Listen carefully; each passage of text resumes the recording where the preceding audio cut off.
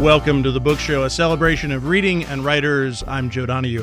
Fannie Flagg began writing and producing television specials at the age of 19 and went on to distinguish herself as an actress and writer in TV, films, and the theater. She's the author of the New York Times bestsellers Daisy Faye and The Miracle Man, Fried Green Tomatoes at the Whistle Stop Café, Welcome to the World, Baby Girl, and A Redbird Christmas. Her script for Fried Green Tomatoes was nominated for an Oscar. 33 years after the original, Fannie is back with a sequel that traces the what happened to of the original's main characters and brings them into the present, told as a series of stories that move forward and backward in time, linking up in sometimes very unexpected ways. The new novel is The Wonder Boy of Whistle Stop, and it's a great pleasure to welcome Fannie Flagg to this week's book show. How are you? Well, Joe, I'm just fine, and it's so good to talk to you again. I just really enjoy speaking with you. You do so much for writers and books, and everybody really appreciates it. And I'm fine. I'm hanging in there, believe it or not. And after that intro, I said, well, how old am I? You know, the last time we spoke, we were in a studio in Manhattan, and we were together, and we were talking about your last book. We were. And you saddened me. It was a beautiful day, but you saddened me because you said, you know, this may likely be my last book. I may write stories, but I don't think I have got another novel in me. So how did this happen? Well, you know, I feel like, you know, the old Frank Sinatra farewell tour 15 times, because I actually thought when I saw you, Joe, by the way, for the radio listeners, he's a very handsome person. Thank you. Anyhow, I thought that was going to be the last one, but as they kept, my agent and everything kept saying, well, because they kept coming to me saying, well, we want to do Fried Green Tomatoes as a television series. We want to do it as a Broadway show. And I kept saying, no, you know, just leave it the way it was. And then finally my agent said, well, you know, everybody wants to do it. Why don't you do it? And I thought, oh, okay. So I sat down and actually thought about what did happen to all those people. And this book is basically... in the movie, I don't know if you remember, but the little boy, Ruth Jameson's little boy, was playing on the railroad tracks and he lost his arm. Right. And this book is basically about what happens to him and where he goes from the little town of Whistle Stop and where everybody else goes from that little town. And as you said, unexpectedly, things happen and they all come back together. And, you know, when I say unexpectedly, you thought, well, you know, you can do that in fiction, but it's true that in life things that happen are always unexpected. If you had told me, you know, when you and I were talking all those years ago that one day that you and I would be having to be on the phone and have to wear masks and all of this stuff that's going on, you couldn't make it up. Now, am I right? I thought I heard this, and correct me if I'm wrong, but this novel was partially pandemic induced in the sense of it gave you the space to write it. Yes, and I also, you know, there has been so much upset in the country, you know, all the politics and everybody's mad at everybody and all that stuff, and I thought, wow, you know, that's kind of depressing, the news and everything. And I thought, well, I want to go back to a time where things where people were a little pulling together a little more and, you know, a more civil time, let's put it that way. And that was for my own good because I thought, I can't look at the news anymore. It's too upsetting. So I'm going to go back to a time that and write a book that has no politics and has no agenda. It's just a book about people, nice people. And, you know, I think that's what we forget is there are so many nice people in the world, and they never get any attention or print. You know, they always say, oh, all these people, you know, murdered people today. But, you know, there were billions that didn't, that just sat home and were good people. Right. The thing about the book, though, is that it's not, while lovely and beautiful, it deals with the most tragic of circumstances, which is often just life, Exactly. of dealing with upsets of marriages that last and marriages that don't, Exactly. and children that do what you want them to do and children that don't, and the things that some people will have issues with drink and others won't. So it certainly deals with the realities of Yeah. life in a very forward way. Yes, absolutely. And that's life. It's the good and the bad, and that's what we have to deal with. And as I've always said, being a human being is not easy. I am so in awe of people. I think they're so brave. I think you and I have talked about this before. Human beings, poor little old human beings, we're the only ones that know, that we're gonna have to say goodbye to the world. Little animals don't know that, and yet we keep going and try to do the best we can. And I'm just a big fan of human beings, I must say. It's fascinating, too, because these characters come back to us, and there's wonderful nostalgia in that. But frequent readers of your books, I think, whether it is directly the characters or not, in some way feel that these people have been around in this world and these worlds that you have created throughout your literary career. Mhm. It's true. Yeah, I do write basically about the same group of people, which is more middle class America. Just like the term ordinary people. I don't like the word ordinary, but just average, ordinary people. That's who I like to write about. And that's basically, you're right. Every book I've ever written is sort of the same class of people. Let's say that. And I would say middle class America, because a lot of some of my books are set in Missouri, which I think is mid America, and then some like this one. Of course, I go back to the Alabama, and this one is set in Alabama and Atlanta, at Georgia. So. Let us talk about what it was like for you to deal with these characters once again, and for how much. I guess I'm ultimately interested in how the book was written, because, as I indicated in the introduction, it goes back and forth. Hmm. So, you do you write it in a linear fashion, or is it as we read it? I will write. Sometimes I will write the ending of a book before I even write the beginning, and I write in strange little short story form, and then I put them all together because I never know what I'm going to write that day. I unfortunately am not like I call them the really educated, brilliant writers that have all these fabulous outlines. I don't know how to do an outline. I just sit down and start writing. Now with this one, I did, strangely enough, Joe, of all the books I've ever written, I actually started at the first scene is actually the first one I wrote, which was a sort of a shock to me. And it's about seeing the little boy when he is like 6 years old, running alongside a train, waving at people on the train with his little dog. And that was the first scene that came to me. But basically, after that, I will go back and forth and in time. The difficult part about this book was because I am just no good with numbers. I failed algebra 3 years in a row. Trying to get the years, because I had to have a restriction, because I had created these characters in the first book, and they were a certain age at a certain year. So I had to make sure that when I'm writing about somebody, they weren't 180 years old,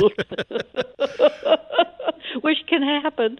I failed algebra too. I don't know about you, Fanny. I've noticed I've lived most of my life, and I really have never needed it. I don't know. You get by, right? Oh, I don't know. It was the bane of my existence. Did I ever tell you how I got out of high school? No. Well, I failed algebra like literally 2 years in a row. Went to summer school. I was a senior, and I was in the theater and down in Birmingham. And I was just about to graduate, and the math teacher said, "Oh no, you're not. You think you are, but you're not." And so this theater director that I was working with happened to be a professor at the University of Alabama, and he marched into my principal's office. And he said, "Now listen," he said, "you give that girl a diploma. She's got to go on tour with us this summer. And besides, she's never going to use algebra in her life. So just let her have that diploma." He said, "She's going to be an actress." And so the guy was intimidated. So that's how I got out of high school. Well, you lived up to your promise, didn't you? Yes, I never have used algebra. Right. Now, Fannie Flagg is our guest. The name of the new book is The Wonder Boy of Whistle Stop. It's published by Random House.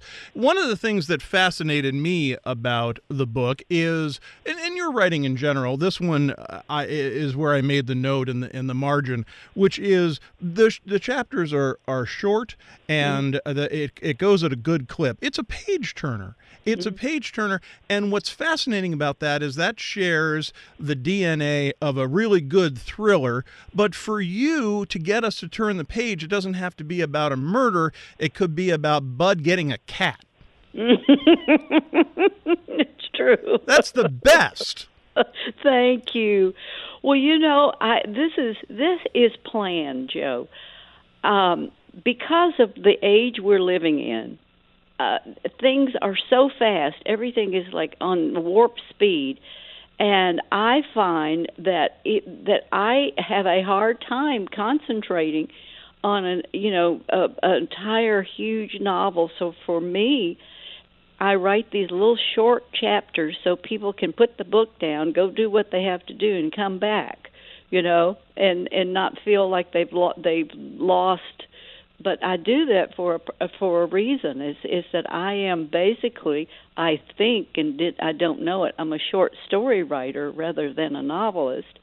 So I write each chapter is like its own little story, and that's what I try to do. I hope doing that I think helps the reader because they don't have to go for 50 pages. I will say that the cat you beautifully describe as being the size of a meatloaf, which is just great. Well, Joe, I'm sitting here, and I am looking at a 19-pound orange tomcat named Mr. Virgil, who is actually a real cat. He's a rescue cat that I got, and he was a little tiny powder puff. They didn't tell me what he was, and I got him, and I brought him home, and he's so fat I can't even pick him up.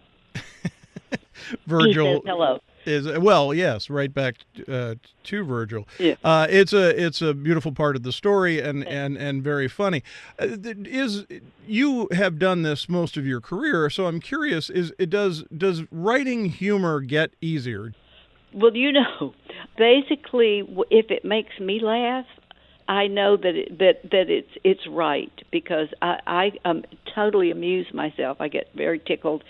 I don't know that it's gotten easier. It's just I've always done that. I've always just sort of like if it makes me feel something, makes me laugh or makes me cry, that's how I base what I write. And when I first started out writing, I thought, oh, I want to be a very serious writer. I want people to take me very seriously. And I got about 3 pages, and I couldn't help myself. I got silly. So I give up. I just will never be serious. There is a wonderful Easter egg in here. I think there are several, but there's one in particular of where Dot Weems is writing in the Weems Weekly. She's asking for suggestions on what to watch on television and saying that her favorite shows and lists them, including Candid Camera, which, of course, you were a part of. Yes. I gave myself a plug. That's good. That's excellent. And But it is, but it's also, it fits in because you can understand it. It does go with your sensibility of your humor, even within the novel. That it's a very simple. It's not mean when you were writing for that show. It's not vindictive. It's just silly and funny. Hmm. Yeah, this is what I've always said. Americans have a very particular sense of humor, and they can laugh about themselves. Candid Camera was so funny because just people were hilarious and didn't know it.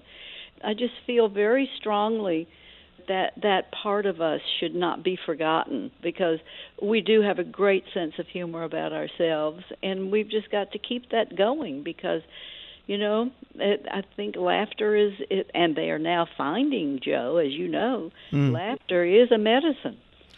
Especially now as you're living through something like a pandemic, Mm-hmm. that what are people doing? Well, they're staying home, but they're watching things and they're looking for things that are funny and entertaining. And you know what else is interesting, Joe? People are going back and looking at reruns of things. I know that I was on a show called Match Game, and I am getting all these letters from people that are watching reruns of old match games made like in the 1970s Yeah. because they want some sort of relief and some sort of show that's not, dark and angry and showing the worst in human nature. They just want just a break in seeing something that's a no-brainer. And that's not bad. We need that. No, it isn't. They show it at 1 o'clock Eastern Standard Time in the afternoon on the Game Show Network, and Yeah. they repeat Match Game, and I try to watch it whenever I can.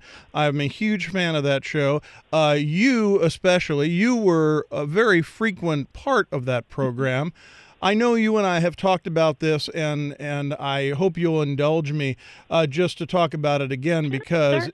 it is again. I think what people enjoy seeing even now is a bunch of people who are just having a very good time, and I would contend that that is something you simply can't fake.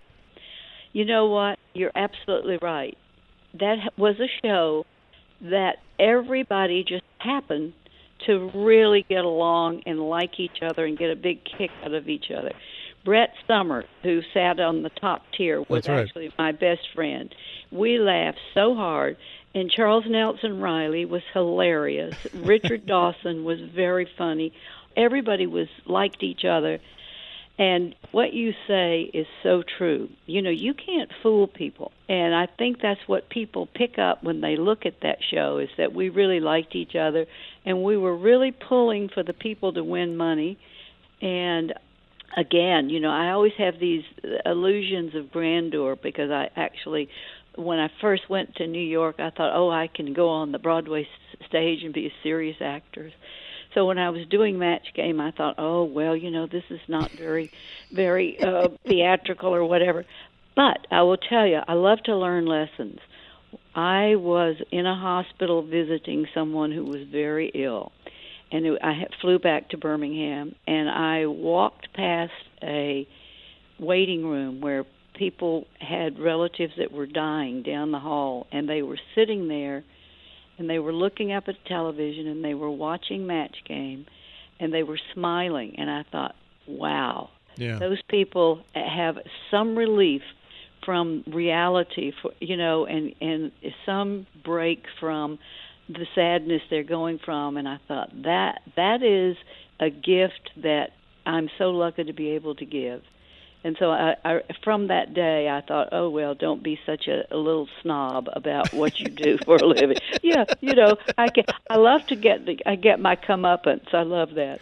Well, and then I was watching a documentary on a Match Game, and then they were implying that Yeah. that Richard Dawson could be a pain in the ass, and I thought, well, I guess that doesn't matter, but I thought it was interesting. Well, let me tell you something about Richard. He was a professional curmudgeon, and he liked to pretend that he was, gruff and, this is. Yeah. But underneath it, he was the biggest sweetest baby doll that ever lived. He just didn't want people to know, he was English. And so he had this thing about he had to be a little macho, but he was the sweetest boy underneath it all. And yeah, he acted like a pain in the ass, yes, but he really wasn't. And your commander, Gene Rayburn, you couldn't Yes. ask for a better host. Oh, he was adorable. He was so funny. He was so silly. He was a silly man, it was wonderful. And it was like being paid to have fun. It was the best job I ever had, and I'm so grateful to have had that opportunity. So as you're doing the show, are you thinking about starting to write? Because Daisy Faye comes in shortly thereafter. Yes, I was. Actually, this is so strange. I actually would sit backstage and work on that book in a folder. I was writing by hand back then, and I always wanted to write. And so that show, to be honest about it, paid my writing career, because we would do, I'm sure you know this, but we would film 5 shows in one day. So I could go home and have, 6 days to work and then go get a paycheck for one day and go home.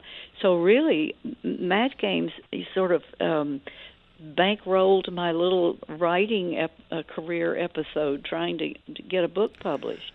You never seem to have, and if my perception is different than reality, please let me know, but you never seem to have the problem that people often say of being, I guess for want of a better word, typecast, that you wouldn't be taken seriously as an author because people had previously watched you on a game show. Mm-hmm. Well, when I first started, here's the interesting thing. And that's a really good point, Joe. When I first started, I think, to be honest, I got a book contract because I was on television, which gave me a step up. And for the first 2 or 3 books, it was a little hard thing to go. They go, oh, well, she's that silly game show girl. But interestingly enough, after the movie Fried Green Tomatoes, people and doing the screenplay, that people started changing, and then I started not getting on television or acting. I started doing mostly writing, and so there's a whole different group of people now that have never even seen me on television, that just know me from the books.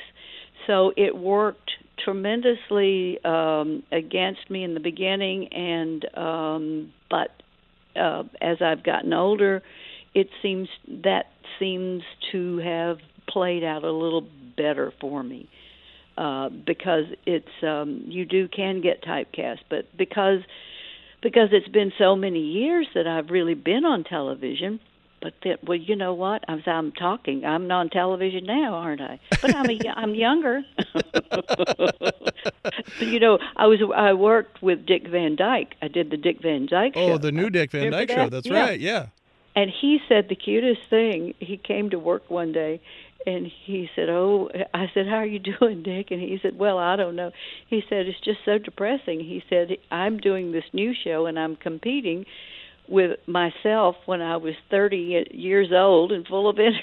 And I thought, it's true, because you're on TV when you were young, and all of a sudden here you are, not so young anymore.